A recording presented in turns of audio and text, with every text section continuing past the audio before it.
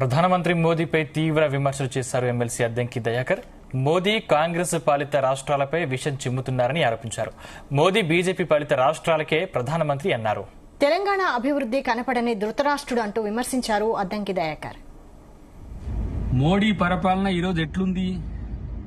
ఆయన ఈ దేశాన్ని రెండు దృక్కోణాల నుంచి చూస్తుంటూ రెండు రాష్ట్రాలుగా, రెండు ఫేసెస్ గా చూస్తున్నాడు.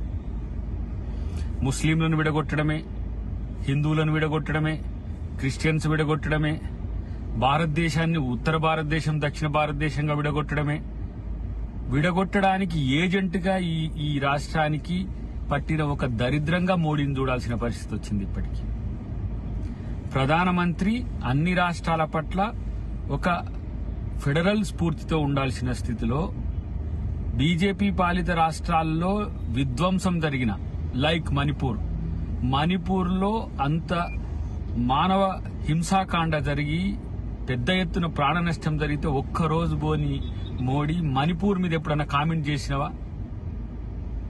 మోడీ ఇలా ఒక నియంతగా, ఒక ఫాసిస్ట్ గా ప్రపంచం మొత్తంలో ఈరోజు ప్రచారం ఉంది.